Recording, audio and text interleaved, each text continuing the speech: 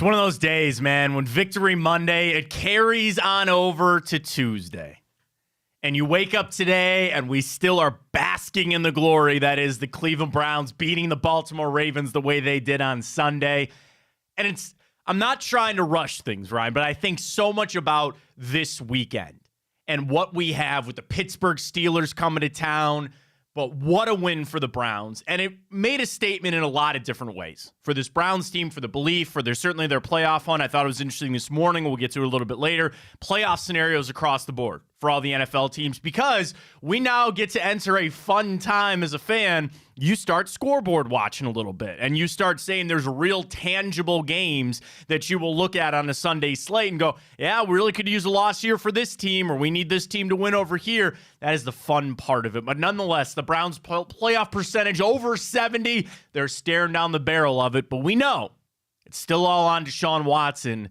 Was Sunday the game that we were all waiting for, the one that we needed to prove to us that he is the guy? We'll talk about all of it right here on a 2 for Tuesday on Big Play. Welcome to the show, everybody. I am Matt Fontana. He is Ryan Tyler. Good morning. It's a big morning for us here at Big Play, Ryan. We are in brand new studios. How does it sound? How does it look? I don't watch the show, but I'm going to pull it up here on the stream for just a second. I know. I feel like there's going to be maybe a little bit of learning curve, but I'm excited, Matt. We got our own daily radio studio. You know, I'm a radio guy at heart. Yeah. How's the audio? Is it good? Are we rocking here? Is things looking all right? They look okay. They look good. We need something like right, like if this is where I'm going to sit.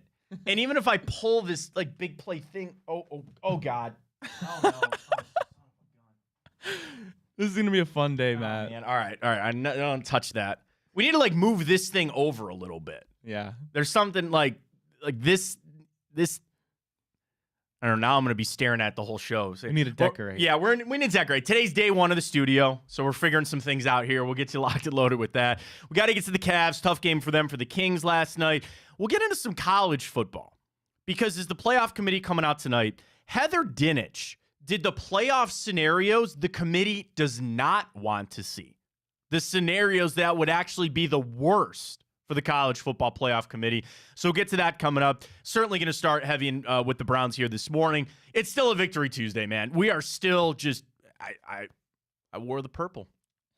I wore the purple for the Baltimore Ravens, burying them just a little bit there. And the Browns social media, like, dude, it's been so fun to see the Browns, like, you know, the social media teams are taking their shots. And of course, what do? They screenshot the, what NFL.com picked and all that kind of stuff. I mean, Sunday was a game that you didn't expect to win. Not many people picked the Browns to get a win, but they did. And I think with where that launches this team, with everything that they had to overcome, that's all great. And we spoke a lot on yesterday's show about the culture of this squad and where they're trying to go. But we know what, Ryan? It still comes back to Deshaun Watson and what Deshaun Watson is going to be able to do for this team. And Sunday was literally the tale of two halves. First half, not good. Second half, perfect. And you got pieces. You got pieces of what you expected Watson to be when he came to the Cleveland Browns. That's not near enough. Like, to be honest with you, in meaningful games, because again, I can take out that Titans game and I can try to take out that Cardinals game, and then you maybe a half here or whatever. And those 6 games last year, I've got nothing for those. So those are all aside to me. I mean, if I really wanted to be critical about it, I could say that he has played now in what?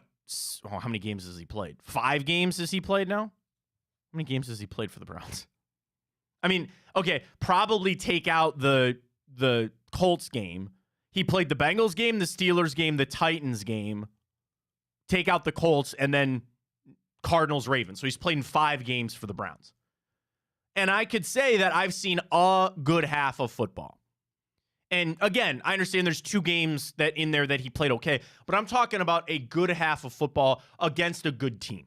Against a team that I want to beat for a long time and a team that I want to go up against, and you stick yourself against the Ravens. You have all half football. Is that enough? Is that enough for people to make the declaration that Deshaun Watson is it? There are people on both sides. There are people at the day he got here that they were going to believe, but there are still the skeptics out there. And I would imagine that the vast majority of Browns fans are still skeptical. They would like to be proven. They would like nothing more than to this not be even a question or even an issue, but it's still out there, right? There's still questions of if Deshaun Watson is the guy. And we'll post this 2 for Tuesday this morning. I always do 2 questions, 2 answers. Was Sunday's game enough for you to believe that Deshaun Watson is the franchise quarterback for the Cleveland Browns? And I know people in the Twitter inbox will come back and say, oh, I always believed that. But then you would vote yes. Was Sunday's game enough for you to put you over that hump? To launch you into he's the guy. There's no more debate about getting out of this contract. There's no more questions about if he's going to return to form, if he's going to be the quarterback that you traded for. Was Sunday enough? Where you had a half of football that you played well as a team, but you still had your quarterback make some big throws and some big plays to get you down the field when you needed it to score the points to go win the football game. I'm not going to ever sit here and say that Deshaun Watson was not a factor in it. That's kind of the part about playing a quarterback. Almost every single game, they are the factor of if they win or if they lose. I'm looking at you, Josh Allen. Holy cow. People got feisty with me on the Twitter yesterday, Ryan, about that Denver-Buffalo game. We'll get to that a little bit later. That was a very interesting game. It was a bad game. It wasn't a good game. And I tweeted out, I said that now we're going to have to put up with Russell Wilson and the Broncos walking around like they deserve to win that game. And people are like, oh, you're telling me Buffalo deserved to win that game? No, they didn't. But you had something that was borderline historic. That was Dwayne Rudd helmet level. He missed the kick. You had 12 guys on the field. He comes back and makes it. Do not sit here and tell me that the Denver Broncos deserve to win that football game. Well, you know, Russell Wilson played better than Josh Allen. I think I could have played better than Josh Allen. They got real. Oh, wait a minute. Did somebody call that before the season? I think I did. I thought I saw a little downturn here for I'll the be Buffalo the first Bills. to give you credit, Matt. You were definitely the... There's time left, but I told you about the Buffalo Bills. You were driving that Bills are fraudulent train months ago. And it sucks. It's looking good. I think it's going to cost Sean McDermott his job. It is. And all the issues that Josh Allen had to face about turning the football over. Did you see that insane stat? He's turned the ball over like 60 times since he's gotten to the league. Fumbles and interception. That's not good. But I digress. We'll get into that game a little bit later. But when you play the game, it's more often, did your quarterback contribute to the win or to the loss? Deshaun Watson contributed mightily to the Browns' victory on Sunday. Was that enough for you? Was that enough for you to rubber stamp it? And he's the guy, because I also think it's going to change the conversation. Okay. We do this show, media in a way, but we're really just the fans. We are fans, and we talk to the fans. And the conversation surrounding the Browns eventually is going to shift. And I want it to shift to what I think we're getting close to. A playoff team, areas that we are better in, and then we don't have to worry about Deshaun Watson. I want nothing more than to get to that elite level where even if your quarterback has a bad game or two, you're still confident in them, and you still...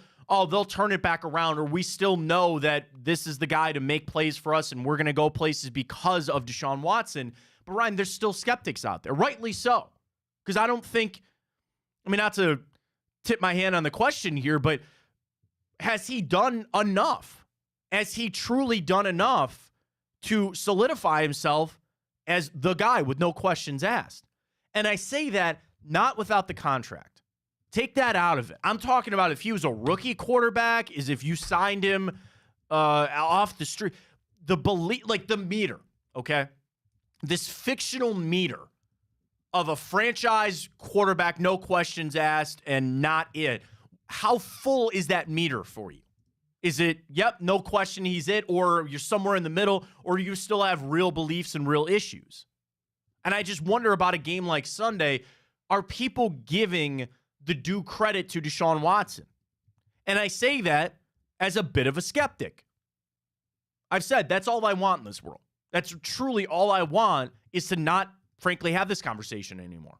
To be talking more about the team and the game, but I still need more from Deshaun Watson. Sunday was a nice step forward. Sunday was a game that there were tangible things I could take away, and I'm sure the Browns are going to do the same thing. Now, we fast forward. You go out there Sunday against the Pittsburgh Steelers at home. and you go beat the Steelers and you put up big numbers in that way, then that's really going to quiet a lot. And we know it's an up and down season. Every game, it's every week can change on how you operate, because that's where the Browns are at right now. And I'm not saying that these elite teams of the Eagles and the Chiefs and the teams that I strive to be, I guess maybe Baltimore, but it's not as rocky. You know what I'm saying? When you're a team that's kind of in the middle, or a team that's rebuilding, and the Browns are not rebuilding, but every single week is this giant mountain, and then you're on the top where you win, and then you just come crashing on down, and then you swing back on up, and then you swing back down. The best teams are more like this. They're just kind of up and down, just not the variance, so to speak, of the up and down, because it's just even keel. And it's not that the regular season isn't important, but there are teams that they take care of their business, and they know that come January and February, that's when they really need to start playing their best football, but they're consistent throughout the season. I don't think the Browns are there, because we can still have wins like we had Sunday that are just like monumental, that are just massive, where let's flip that. Let's say the Philadelphia Eagles beat the Baltimore Ravens 33-31, right? Nobody's really batting an eye. Like, oh, it's the Eagles. It's the Ravens. They're good teams. The Browns are not in that upper echelon. That's why that was one of the biggest wins of the weekend. You click on CBS Sports, you click on NFL.com this morning. They're still talking about that Browns win. The rewatch on NFL.com from this weekend, where they had, 6 game-winning field goals kicked at a point? Their rewatch this morning was the Browns-Baltimore game, because that was one of the best games of the weekend, but it was also an upset. It was a massive upset. It sounds like a discredit to the Browns, but it was that. So I want to get to that level where you can be just that consistent team, and it comes back to the consistency of Deshaun Watson. So the question this morning, we'll post this up at Matt Fontana Show. You can watch the show there in our brand new studios here at Big Play. Oh, you got the Big Play thing in there. Did you move the camera? I did. Oh, nice. I have okay. 2 shots, so we can kind of, Oh, we're fancy over here, man. Sorry, Listen, I don't studio. watch the show during the show because I'm too busy doing the show. I got you. But I just wanted to look to see how it's looking for us in a brand new studio. It looks nice. Yeah, looks nice. Follow us. Cooking up. Follow us at Matt Fontana Show. So our question this morning, was Sunday enough for you to believe that Deshaun Watson is the franchise quarterback for the Cleveland Browns? 2 for Tuesday is always pretty simple. 2 questions, 2 answers. We'll get to our second one coming up. A quick reminder for our bracket this week, because I just got another great entry for the best video game franchise of all time. David tweets Mario Kart. I'll go put that in there. All right, put that in there. The bracket is pretty full, man. I think Mario Kart, we only got 1 spot left, right? We have 2. Well, after Mario Kart. After Mario Kart, we'll only have 1 spot left. So go and throw Mario Kart in there. So tweet, final spot will go to you as far as the best video game franchise of all time. So we'll get to the bracket a little bit later in the show. When I think about Sunday, to answer the question, it was not enough for me. That was not enough for me. And I have high expectations for Deshaun Watson, as I think a lot of people do. All Sunday did for me was validate my expectations. Because when he showed up here with all the other stuff that was going on, which was something that we had to navigate anyway, but when Deshaun Watson got here,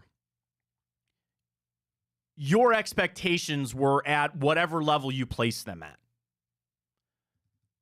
I would imagine that even the most diehard Browns fans, your expectations have gone down.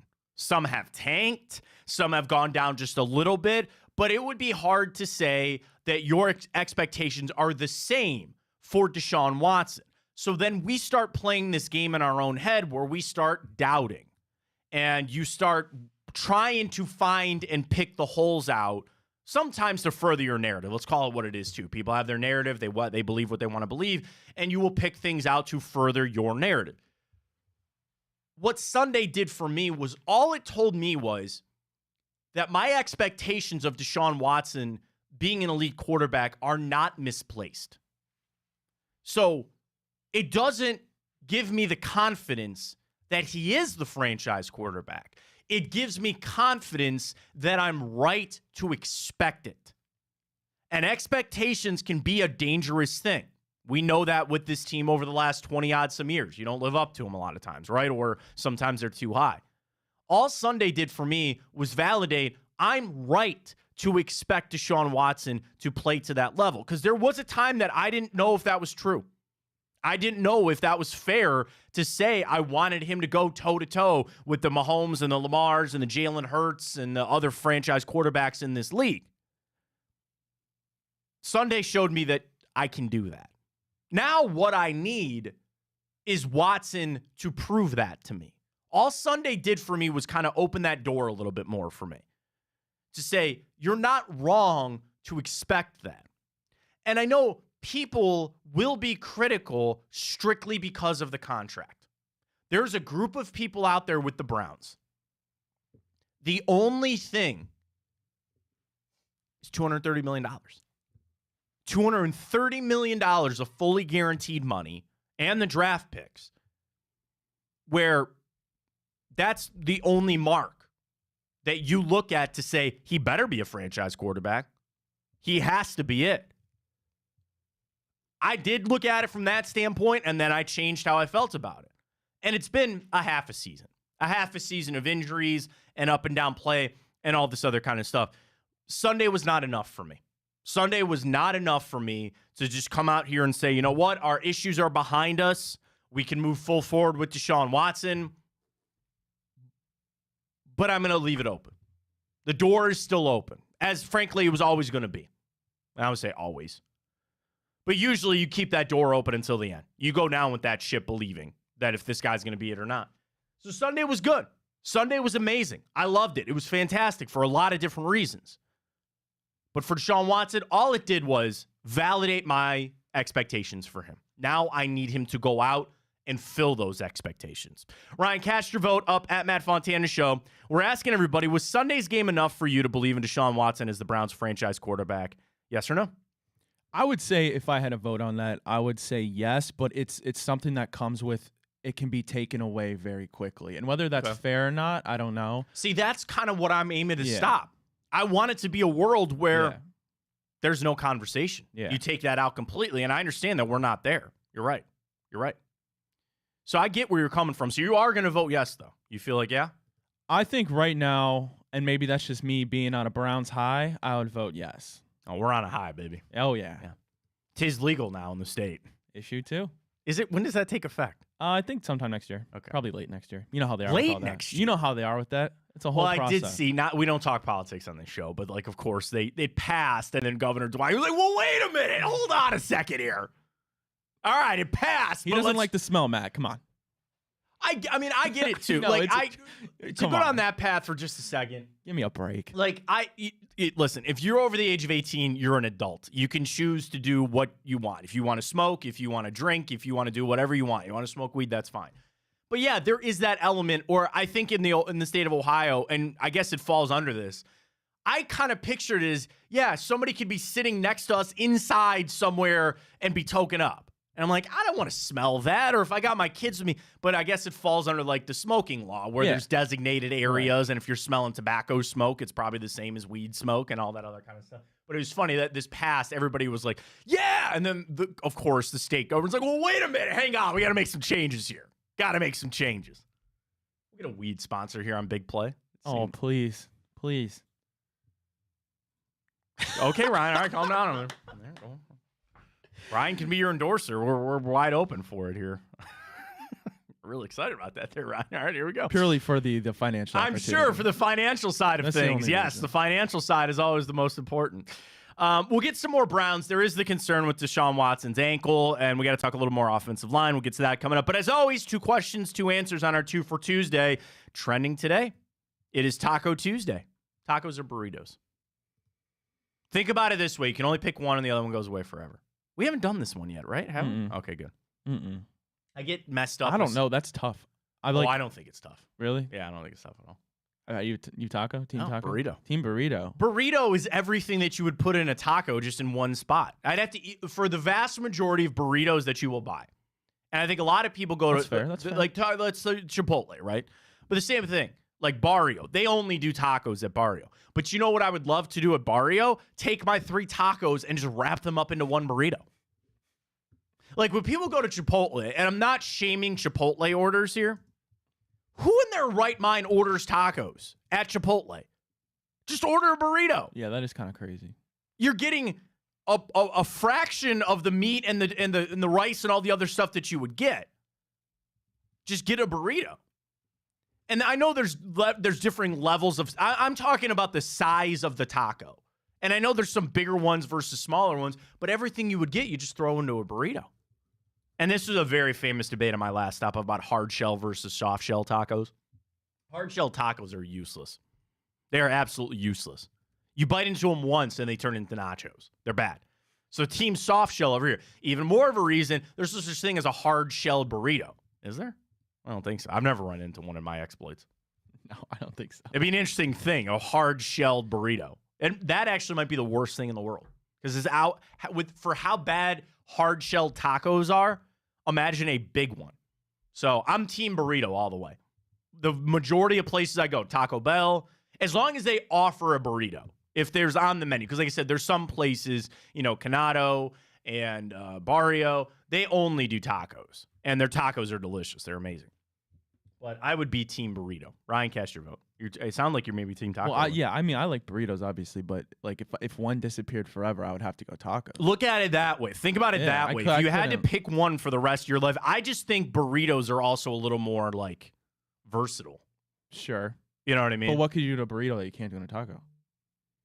The thing about the tacos, fair. I mean, I think you could probably, anything you can fit into a burrito, you can throw in a taco. But the thing about a burrito, can you fit, like imagine a burrito that you have rice, your meat, your guacamole, your sour cream, your pico de gallo, your cheese, the amount of stuff that you can fold into a burrito, sometimes the tacos don't allow that. You can't fit all of that into it. And then with the burrito, then the knock on some people with the burrito, every bite is something different. Like if you don't mix it, like if it's just a regular burrito where they layer it, one bite is going to be more rice, and then another bite will be more of the toppings. And I frankly kind of like that. That's kind of my vibe. That's fair. So I'm going to go burritos on that. You're going tacos on that. Vote at Matt Fontana Show. Tweets hard shell tacos. Hard shell tacos are the worst thing in the world. They're this trash. They don't serve a purpose. They really do not serve a purpose here in life. Deshaun Watson's getting an MRI today on that injured foot. Same thing with Denzel Ward MRI. And all we've heard is that Watson's foot is not, we shouldn't be alarmed. This isn't going to be something that's a long-term thing or really impact him. I guess I'd be concerned from a level, Ryan, that let's call it for what it is. We all have PTSD after the shoulder, right? Like he got hurt. You thought you had a handle on it. Things changed. I don't think we're signing back up for that, but it's hard knowing that the hell that we went through with all that to not all of a sudden be concerned. And then it's the flip side where now you have an upper body and a lower body injury. Because Sunday, while he did take some shots, I am not operating that this shoulder is just fixed. I'm not operating that this shoulder is like, oh, he just played in the game. Life's good. Nah, I don't think so. I mean, this is always something that can, crop back up at any time. So if he's continuing to rehab the shoulder and fix the shoulder, now you got a foot injury. And one of the reasons that I liked what I saw at Deshaun Watson on Sunday, the element that he brings of being able to run and being able to pick up first downs and being able to use his feet, now that could be in jeopardy. Right? If that's something that he's hobbled by this foot, I have concern. So it wasn't like, I'm not saying that Sunday wasn't perfect because Sunday was amazing, but you came out of it injured. You came out of it banged up. Juan Thornhill with the calf. Denzel with the neck is certainly concerning, but yeah, Deshaun Watson now with this ankle, and we'll not find out. And they had the MRI late yesterday. I haven't seen anything this morning from any of the reports. We'll talk to Kevin Stefanski tomorrow, where I can almost assure you that he's just going to say it's day to day. He actually changed up what he said yesterday. Did you see that? I did not. All he said was, I have no updates. Not a shocker. And I asked everybody, I go, is that better than day to day? Like, would you rather Kevin Stefanski just go, I don't have any updates, or day to day? Because we both know they're just changing to see, like, they're just waiting to see how it goes. So just on it's a foot and now the shoulder, I'm mildly concerned. We'll find out more tomorrow. But the other thing, I don't want anything to slow the development now of Deshaun Watson. And it's crazy for me to say that. I'm making it sound like Deshaun Watson is some rookie. And he's not. But you still have development that is needed. You still have progress that is needed. And it comes back to our question. Do you believe after Sunday that he is the franchise guy? That is in essence we have crossed the finish line. We have crossed the finish line of Deshaun Watson as the quarterback for the Cleveland Browns. And you know he's it, and you know he's going to play well. Like, we're not there yet. So we're still on this path. So there's still development to be had. There is still things that you need to see. And I just don't want that to slow down. And go figure, the one thing that would probably slow it down more than anything would be more injuries. And that's what happened. We thought we were building in that Tennessee game. Wait, he goes out with the shoulder, and now you slowed everything down. It's not quite as hitting the reset button like you're back to zero, but you saw in the first half, there's still some things that he's got to get figured out. There's still things that the Cleveland Browns have to get figured out. And there's a stretch of games coming up that are extremely winnable. Extremely winnable, even including the Pittsburgh game. I'm not really a big believer in Pittsburgh. And then you're facing a couple of teams that are under 500 that you should be able to get wins, like not regardless of Deshaun Watson. But I need to see that. I need to see step after step, week after week, the little bit of progression here from Deshaun Watson. And that's my only fear on the ankle. I just don't want that to slow down his development as the Browns quarterback. So we'll see. We'll get more information on that a little bit later. All right, let's do this. Let's catch a break. When we come back, I got a lot more NFL things. We'll get to power rankings. I thought this was interesting. We'll get to the playoff picture, too, because Seth Walter, ESPN Analytics, he ran through all of the contenders in the NFL, and he tiered them. Number one, true Super Bowl contenders, which gets you to a question of if you believe the Browns are true Super Bowl contenders. Tier 2, playoff locks. Tier 3, likely in. Tier 4, we're leaning yes. And then on Tier 5, the fringes of hope and despair. The Browns are not in that one, thank God. But there's a shocking team in there on the fringes of hope and despair.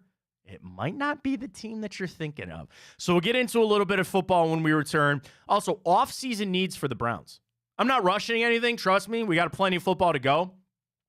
But thinking about it, what's the one off-season position the Browns really need to address? We'll get to that. Hour 2, plenty of time. We'll get to the college football. I thought Heather Dinish's article this morning was great.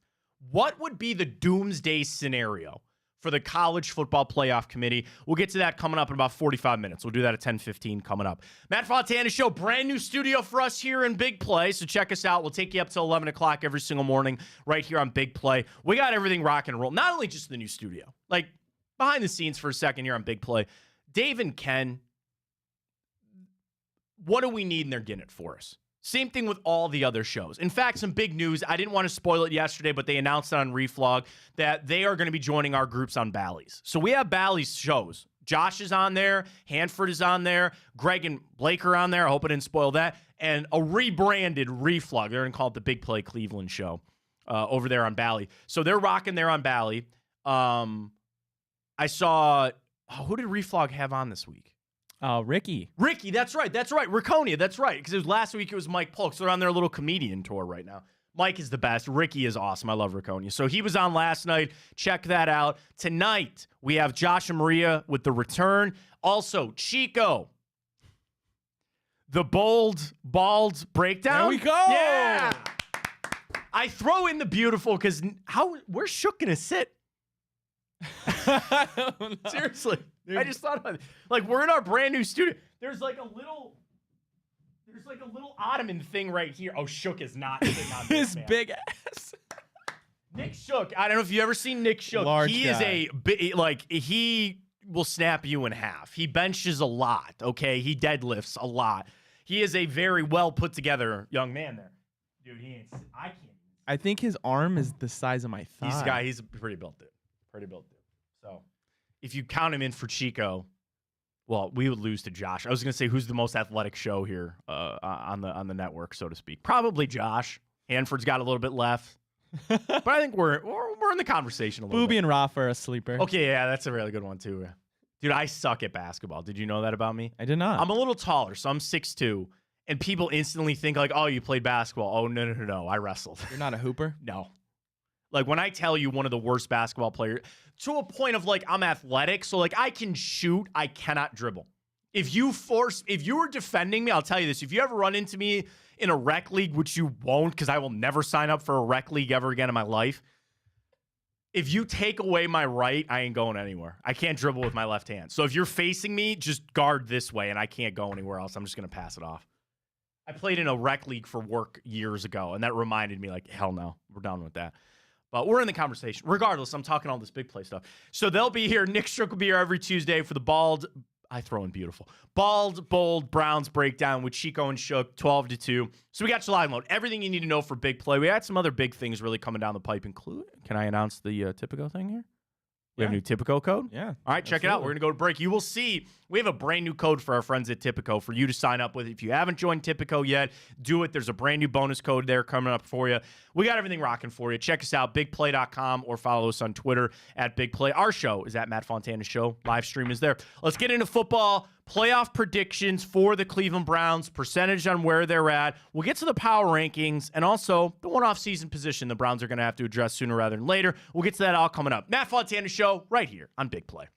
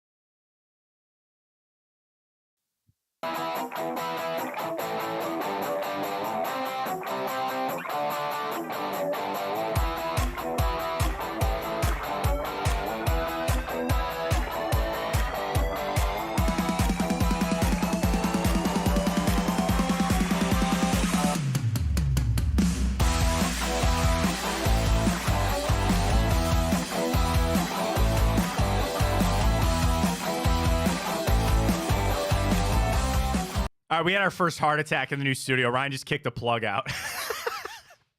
Literally, the shock on your face. Where I thought we were off. We have to reboot. The light went out real quick. Like, we need some cord management here, folks. Like, it's just my clumsy it's day day one.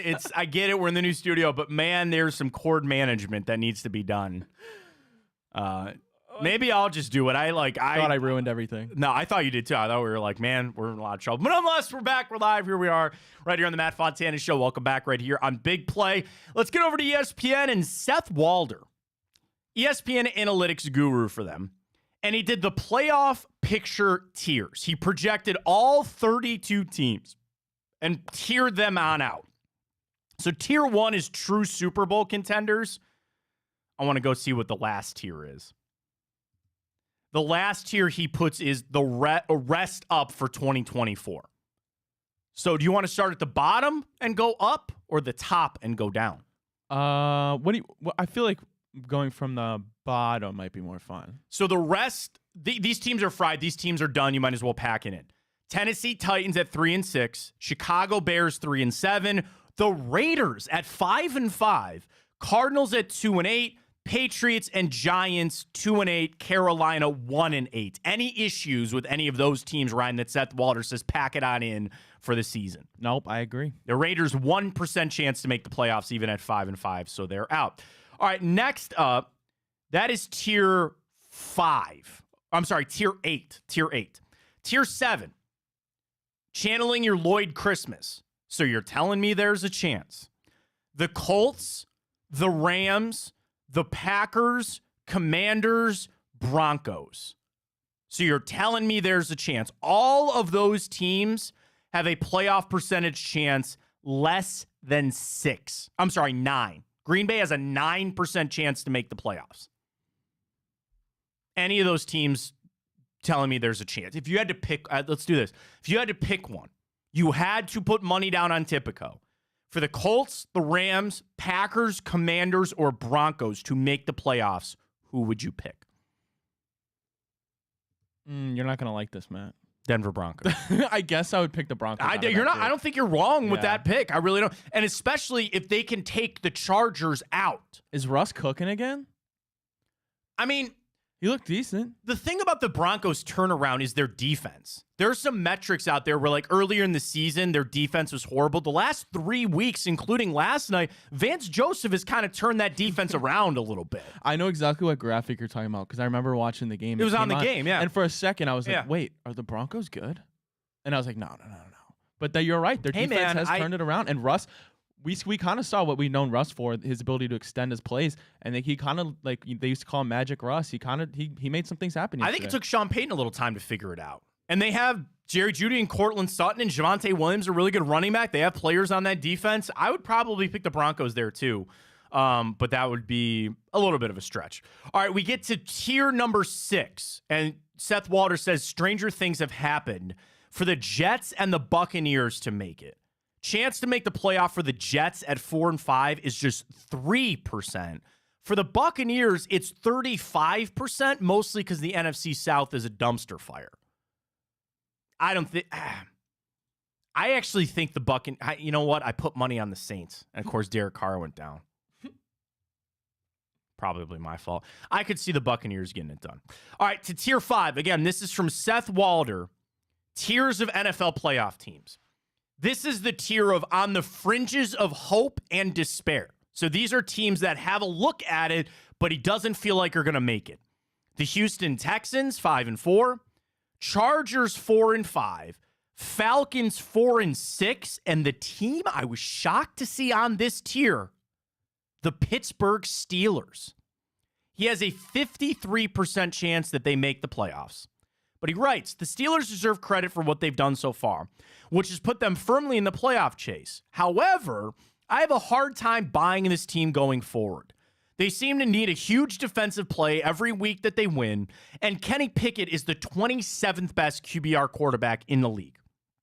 And they play in the toughest division in football, and they have 4 division games left, including this weekend against the Cleveland Browns. We're going to talk a lot about this Steelers game this week. You win and bury their asses.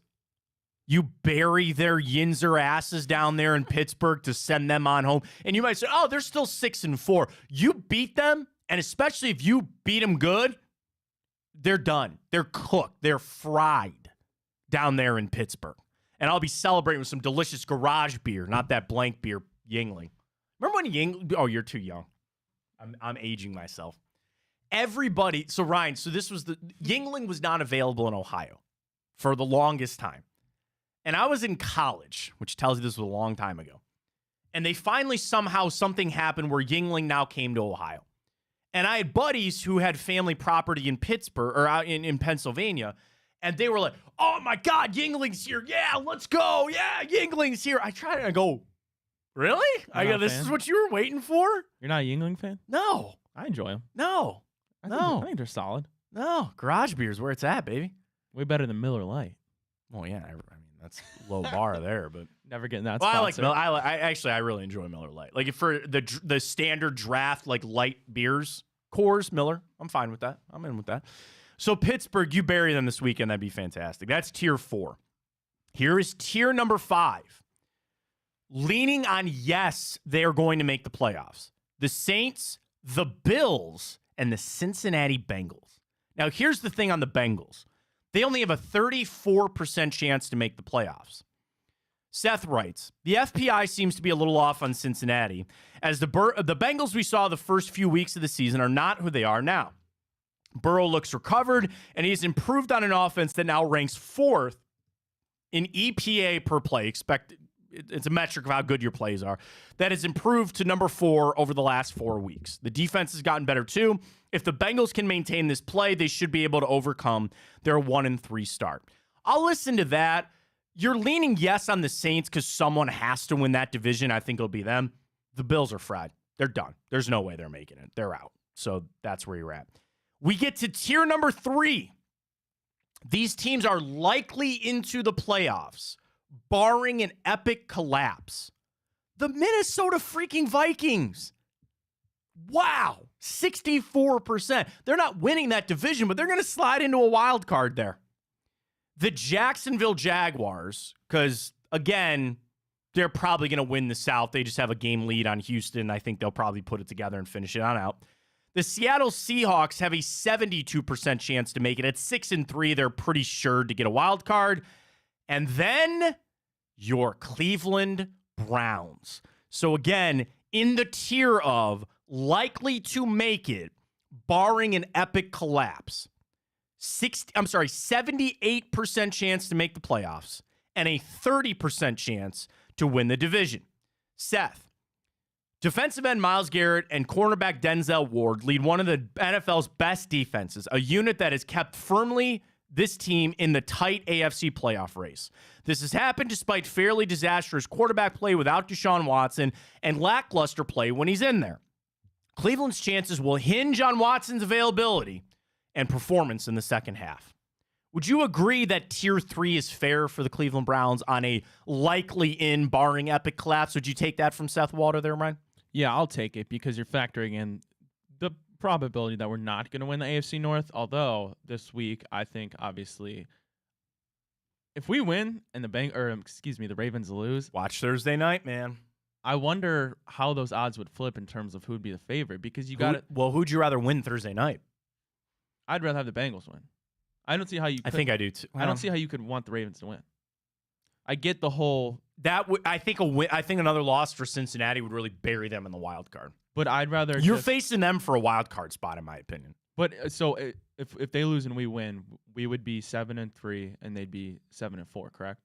The Ravens, yeah, right. So then we would be atop the AFC North, right? And then we have they have their bye coming still too. And then I think at that point, that's fair. I guess it's. If we win out more games, the North is back open now. Yeah. The North is back open. I guess as I look at it, I've pushed aside we're getting 3 teams out of this division. And I know just a week ago, if the playoffs had started, all 4 of our teams in the division were going to make it. I've kind of pushed that away for a second to say I think it's going to be back to only 2, which is crazy. Because again, you'd say all 3 teams will make it. I don't know, because the resurgence a little bit of the Texans, and I don't know why, and I'm wrong for this, and I know, I still feel like there's a wild card coming out of the West. I don't know why I think that. I really I know, I really shouldn't. I don't know why. Is it the Chargers? It might be the Broncos now. All of a sudden. I don't know. I really don't. Like, I that is probably wrong to assume that. But I guess if I'm operating that there's only going to be one wild card team out of the AFC North, then I need the Bengals to lose. You know what I mean? Like, that's kind of where my head is at, even though I should probably believe that there's 2 wild cards coming out of the AFC North. You know what I wish? I wish this was a little like the college football playoff where they could allocate your playoff spots. You follow college wrestling at all? No, I do. I'm a former wrestler, so I watch Ohio State all the time. And what they do for the NCAA tournament is they go to all the conferences, the Big Ten and the Big 12 and the Pac-12, and the MAC, who's really good at wrestling, and they allocate how many spots. You know, there's weight classes. So the weight class is 197, and there's 36 spots in the NCAA tournament. The NCAA comes out and goes, okay, the Big Ten, you get 10 spots. The Pac-12, you get 6 spots. The MAC, you get 4. And then they go on down there where the Big Ten always, like, dude, you can finish 8th in the Big Ten and make it to the NCAA tournament, where if you're in the MAC tournament, you have to win your conference to go. Like, that's how good Big Ten wrestling is. I digress. I wish to say that the NFL could come out and go, dude, the AFC North is the best division in football. You get 3 playoff spots. You get 3 automatically. That's not the world that we live in. So I guess I'm fanning a little scared there to say I don't know if there actually be 3. If there's only 2, and you believe that, with the division winner and only 1 wild card, then you would need Cincinnati to lose. But I tend to agree with you. It's probably better to keep the North online. Thursday's going to be great. For some dog Thursday primetime games we've had, Thursday's going to be a great game. I can't wait. All right, back to Seth Walters' tiers for the NFL playoffs. Tier 2 are playoff locks. Dallas Cowboys, Detroit Lions, Miami Dolphins, and yes, the Baltimore Ravens. You want to hear what Seth had to say on the Ravens? I'd love to. No team has made a bigger leap towards being a true Super Bowl contender than the Ravens because of their progress on both sides of the football. The offense has started clicking under Todd Monken, ranking 5th in EPA per play. And defensively, they rank 2nd in EPA per play and defensive open score, which I don't even know what that is. Oh, meaning secondaries tightly covering opposing receivers and tight ends. We saw their defense. It's a good defense. I know that. So they're playoff locks. And then tier number 1, true Super Bowl contenders. Philadelphia Eagles, Kansas City Chiefs, and the San Francisco 49ers. They all have a 98 or 99% chance to make the playoffs. Kansas City, a 95% chance to win their division. San Francisco, a 90% chance to win the East, or the West, excuse me. Here's the interesting NFC East. Philly only has an 80% chance to win the division, probably because Dallas is on their heels. But we saw those 2 teams play. Is it weird to say that? Would you agree with the statement that there are really only 3 true Super Bowl contenders, Eagles, Chiefs, or 49ers? Would you add anybody else to that list? Obviously, that's a super exclusive list, so I'm comfortable with those 3 teams. I think if you kind of had to tear it out, if I was to tell you name the 3 best teams in football right now, I think the majority. I don't think there'd be any debate between Kansas City and Philadelphia. I agree. And then we've seen the 49ers kind of have that fall from grace. Granted, that's because of they have suffered a lot of injuries. Well, and some people want to make the case, Ryan, that's good for them, that they came out the other side. They beat. Yeah, people always make that argument. I don't know if I buy it, but I'd agree that they're definitely a lock still to win the NFC West. I don't think that's up for much debate, unless Seattle can maybe pull something, but I don't think they will. And then, so I'm comfortable with those 3 teams, although I kind of would put Kansas City and Philadelphia in their own tier, I think. Here's my thing. I think there's a team that they're missing in the Super Bowl contenders, the Miami Dolphins. Miami Dolphins. They were on a bye, and I know that Germany game was a weird game, but I think that they can take it to the Kansas City Chiefs. And you want to know another thing? I think they can take it to the Chiefs better than the Ravens can. I'm sitting here drunk off of this win, not garage beer. I'm drunk off the win, not the beer. I'm drunk off of this win, but I watch Baltimore, man. And I don't discredit what the Browns did. I want everybody to hear when I say this. I'm not discrediting for a second what the Browns did. The Ravens cannot finish games. They've had these issues all season. They cannot finish. And yes, the offense, it's seriously, so many of these Baltimore games, the first half, their offense is clicking and going, and you're going, man, nobody can stop them. They come out of halftime, you go, what happened? Where was the offense that you just saw 25 minutes ago? What happened? That's not going to bode well in the playoffs. That's not going to bode well. So when the contenders, because we all know the NFC is going to run through Philly and the AFC is going to run through Kansas City. And you start thinking about the teams that'll give them the best games. For Philly, it is San Francisco. All I want in this world is an NFC championship game between Philly and the San Francisco 49ers. I ask for that. I request that, and it would be awesome if we could see it. On the AFC side, of course, I want the Browns in there. Kansas City, I think Baltimore, but I think Kansas City, Miami is really what everybody wants to see. Offensive points, they played each other already. So we'll see. So that's really the only one that I disagreed with Seth. As far as Super Bowl contenders, I would put Miami in there. Playoff locks, Cowboys, are they a Super Bowl contender? No. Lions. If you got to pause, I would say probably no. No, I mean, no. Could they? Absolutely. But sure. Do they belong in that tier? No, I don't think so. Yeah. The tiers, the other one that got me was likely in barring a collapse was Minnesota at 6-4. Because part of this is projecting, and yes, they're going to get Justin Jefferson back, and I wish Josh Dobbs nothing but success. Isn't that about to come crashing down soon, though? Can you really sustain that? I don't know. It's been a weird year in the NFL from that standpoint. I mean, yeah, they set that record for like the most rookie quarterbacks to ever start and undrafted guys and all that other kind of stuff. But yeah, you've had some teams that were built and ready to go that have had to make these changes and go. The thing the NFL always tries to avoid that is just, it's unavoidable. You will always have this giant gap. It is rare. I don't say rare in the NFL, but like there's no middle class.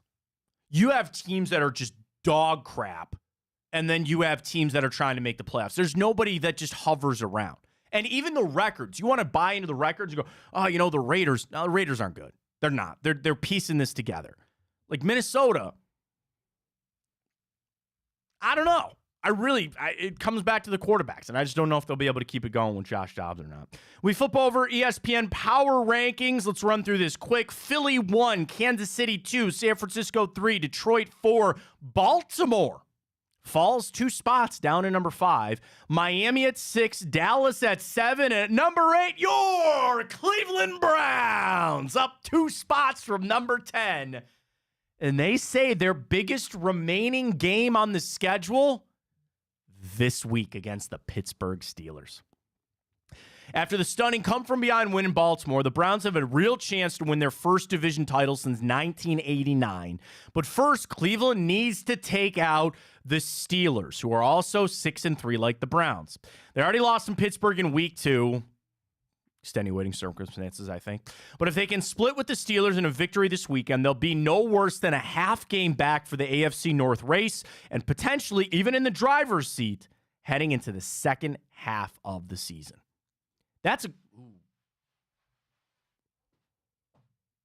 I got another 2 for Tuesday question for you. Let's save that for tomorrow. Ryan, who's in the driver's seat for the AFC North, the Browns or the Ravens? I would make the argument now, and this is all barring we beat Pittsburgh. We're at home. We already lost to them. We absolutely should. Barring that, I think we win it. We have a much easier remaining schedule than the Ravens. And I would argue that the Browns, if they beat the Steelers, I truly think they have a better chance than most maybe think of winning the AFC North. We'll maybe do that on tomorrow's show. We will maybe do that. Final thing, just because you want to pay, so young thing in radio or media, you got what's called pay off the tease. I told everybody about off-season needs, so I'll give it to you quick. They ran through all 32 teams and what they need in the offseason. I know we're way off, but it's pretty interesting. If you had to guess, from Matt Miller and Jordan Reed, they're 2 great draft guys. I love both those guys. They're really good at what they do. What do you think the Browns' biggest need this offseason is?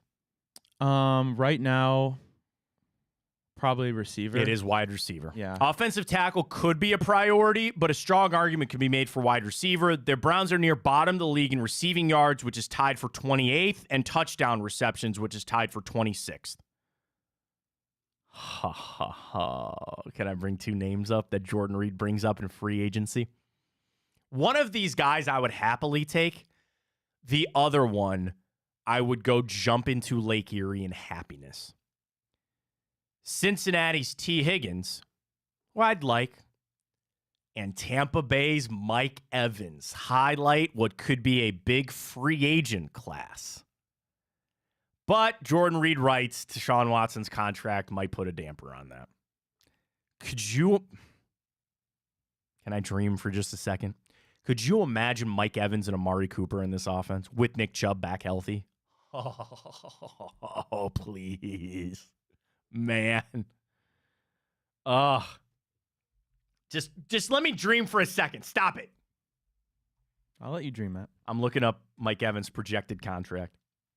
So he's in the final year of his 4-year, $80 million deal with them. Market value from Spotrac. I know people use over the cap. I like over the cap too. Ugh. Market value would be $23 million a year. Isn't that close to what Amari's getting paid now? Could you afford that? Oh, God, I wish we could. I think we could afford it. I mean, they could work okay. Here's what's facing the Browns this offseason. You have two hurdles, and that is Jed Wills and Jack Conklin. Because you know DeJuan Jones is your starter at one of those two positions. You have guaranteed money tied up in both of those guys. So the first thing that's on Andrew Berry's mind, what are they going to do with Wills and Conklin? Can I give you an outside of the box thing here?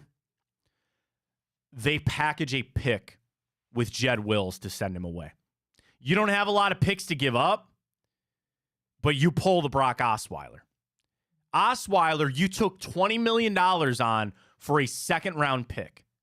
Jed Wills is owed 14. Would you give them a fourth-round pick? Which I don't even know if we have. I don't think we have a 4.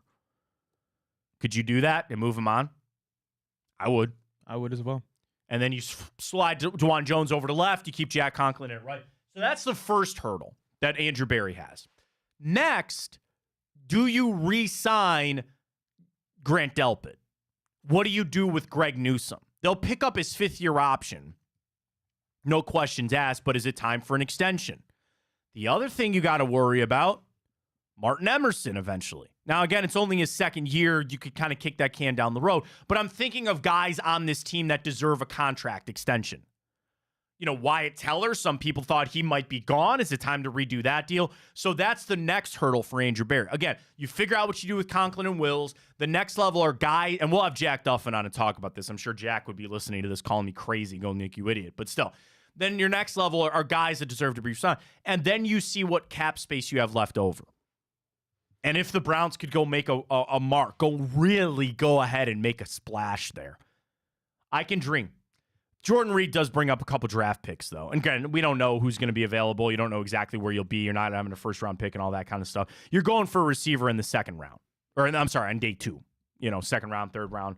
We'll kind of see where it plays out from there. But I agree that the Browns' biggest need this offseason will be the wide receiver. All right, let's update our Twitter question quickly. At Matt Fontana Show on a 2 for Tuesday. First up, was Sunday's game enough for you to believe that Deshaun Watson is the Browns' franchise quarterback? About 64-36. People say yes. And our second one, this one's a little closer. Burritos or tacos? 55-45 tacos over the burrito right now. Guess we'll just have to taste test and compare. Got some smart listeners, Matt. Have you, in your life, what's the best taco that you've ever had versus the best burrito that you've ever had? Oh, God. I'm not saying you answer. Which one would you say ranks higher? Taco. You're on Team Taco, right? Probably taco, yeah. See, that's weird for me. I'm Team Burrito, but the best taco that I've had is better than the best burrito I've ever had. I think, yeah, and that's kind of like, obviously tacos, I guess you could say, more mainstream, for a lack of a better term. I think they're easier. Yeah, they're definitely easier. Like, a lot of people do them better than burritos, so we'll see. All right, when we come back, we will get to the morning update. This is a little interesting. Reflog this morning on Twitter discussing things with Browns brass. You want to get to it right now? Let's do it.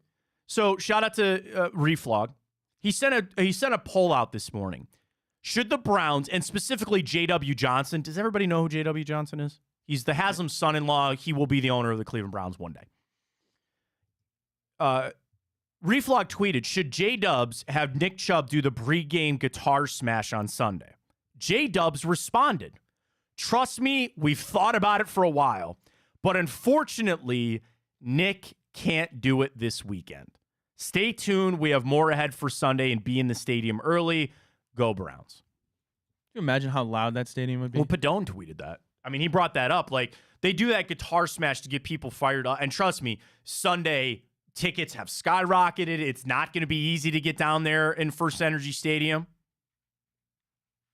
Might be a little added juice on Sunday for somebody in particular. Maybe me. I don't know. Maybe I'll be there in some capacity on Sunday. We'll find out. Get those 6-packs of garage beer ready. It's going to be electric. Oh, I will be doing something, Ryan, I can't drink with. Little teaser for you. I'll tell you later in the week what I'll be doing. But nonetheless, it'll be slammed on Sunday. It's going to be packed. It's going to be awesome. But yeah, dude, Nick Chubb would, even if you somehow showed him, like, I don't know, guitar smash will be very important. God, who could it be then? If it wouldn't be Chubb, who else would get, like, the biggest ovation, you know? Do you want to know who I thought of? And he's 75 years old, though. Joe Turkey Jones, because he slammed Terry Bradshaw on his head. Tell me that wouldn't get people fired up if you brought up Joe Turkey Jones for that. I think 75, you could still smash the guitar. I am assuming so, but I don't know. You know, I don't know. He's probably living his life. Like, could you imagine that phone call? Hey, Joe, do you want to come smash the guitar this weekend? He's 75. 75. I think he's busy running for president.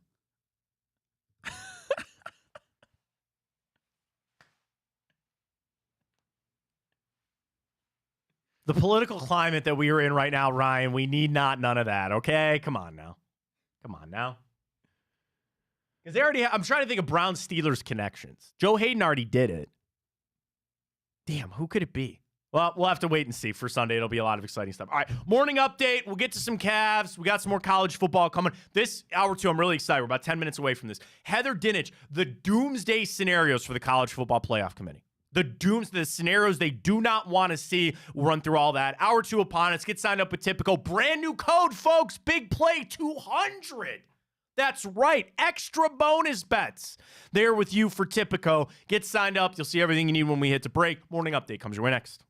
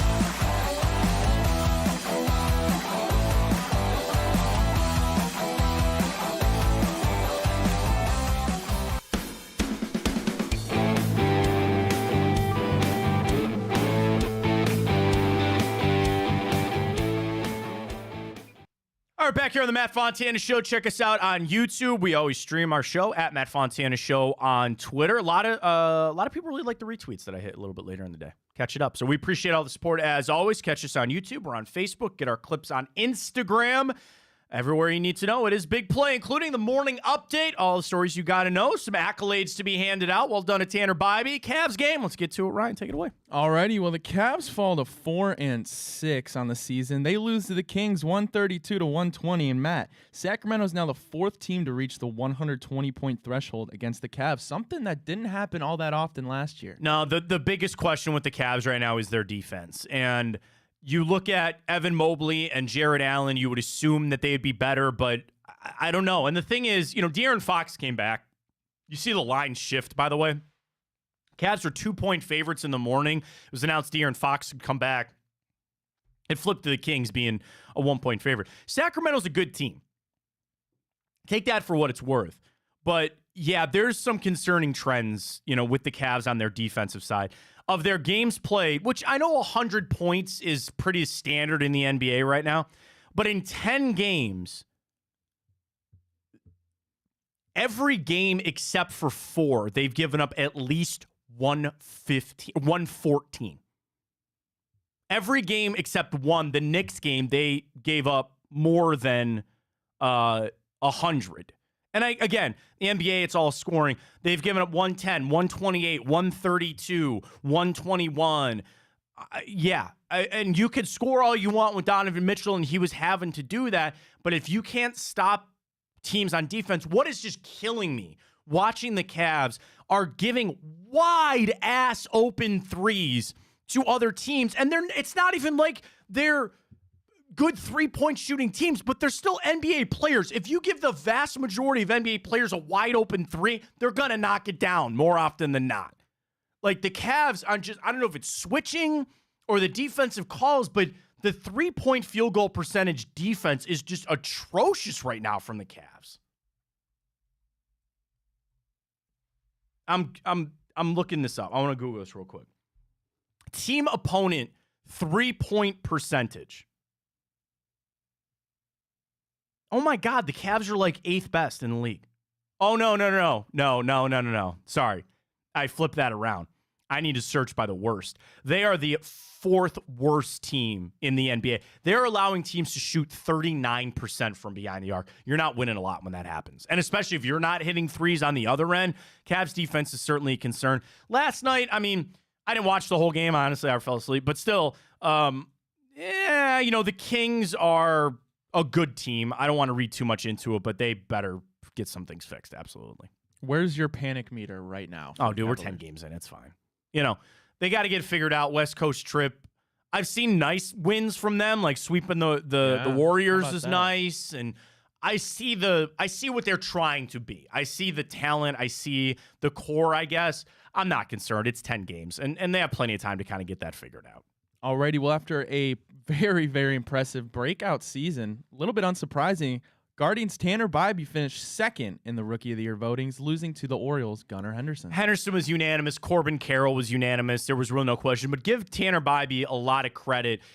Yeah, all this season when the injuries hit, we talked Gavin Williams and Daniel Espino before he got hurt, and nobody really brought up Tanner Bybee. I take that back. There were some people, shout out to Justin Leda, because he was one that was really kind of speaking the virtues there of Tanner Bybee. Guardians find starting pitching. They develop starting pitching about as much as good as anybody. So it was great to see. Congratulations to him. He's obviously earned himself a spot in that rotation. I think the Guardians starting rotation next year it has a potential to be really freaking good or average. Like Bieber, questions surrounding him. Quantrill McKenzie injuries. Did you see enough from Gavin Williams? Really, I sit here today, Ryan, which is crazy, and say the only guy that I will guarantee you is in this Guardians starting rotation next year is Tanner Bybee. And I know Cal Quantrill and Tristan McKenzie are most likely to, but they were battling injuries. Like, I just question that from an injury standpoint. Then I don't know if Bieber's going to be here. You don't know about Gavin Williams or Logan Allen. Like, Tanner Bybee's the only guy that I go, yeah, he's in for sure. 3, not he's number 1. He's going to be the number 3. But shout out to Tanner Bybee. Good for him. Guardians picked up. You see Andres Gimenez got the platinum gold or platinum glove. He's the best defender in the AL. So his bat was not what it was this year, but he picked up the gold glove as Quan and then the platinum one. So good job by the guards. Voigt's here. There was actually, I don't know if you have this, but DeMarlo Hale leaving too. So DeMarlo Hale was the bench coach under Terry Francona. He went back to Toronto. I'll just tell you that DeMarlo Hale was very well respected in that organization by the players, by the front office. And I think maybe he felt like it was his time to be a manager, and they didn't make that decision. I can't blame him for leaving. But I think there might be a little impact with DeMarlo Hale not being on the squad. But it's Stephen Vogt's team now. He's kind of shifted over some things. They got to fill some positions now. So we'll see offseason's going on. Isn't the GM meetings going on or something? The winter meetings are going to be right around the corner, but we'll find out later. Alrighty, well, we all saw Deshaun in that walking boot, never a good sign. But another injury to monitor was Denzel Ward. Browns dodged a massive, massive bullet with him passing the concussion protocol, but he's still dealing with that neck injury. Fellow members of the secondary, Greg Newsome and Grant Delpit, were vocal with their problems with the hit, and I believe Kevin Stefanski is going to send that to the league for review. Dude, Ronnie Stanley was headhunting. If you have not seen the video, it was a play down the field, receiver got it, and he got kind of like tied up, and the Browns are trying to take him down, and Ronnie Stanley made a beeline and just cracked Denzel Ward when he didn't see him coming. That's kind of some dirty stuff. Do you want to know? Can I get a little footballsy on you for a second here? That is a reflection of the tush push, right? Because back in the day, you were not able to aid the runner. Remember when there was a penalty for aiding the runner where you couldn't like pick your running back up and start carrying them and all that kind of stuff? Well, they got rid of that, right? So now what do you see? You see the tush push, which is literally pushing the quarterback forward, aiding the runner. And you even saw that with the Jerome Ford play, which I know Twitter is just going crazy trying to name that play for some reason or whatever, but that's fine. So your running back gets stood up. What do? You run and you try to push him. That's what Ronnie Stanley, that's why he was there. But he wasn't even trying to help his running back. He was going right for Denzel Ward. Dirty hit. The thing on the neck, I guess clearly it is good news it's not a concussion because Denzel's dealt with concussions. And those are sometimes flukier to get out of the protocol, right? How many times do we hear? Guy came out of the game fine, got on the plane, started feeling symptoms, or he got into the protocol on Monday, and then he was out on Thursday like Brock Purdy. The NFL concussion protocol is a fluky thing, mostly because concussions can be. But I'm glad, to your point, 1,000%, I'm glad it's not a concussion, and I just hope the neck injury is not something that's a long-lasting one.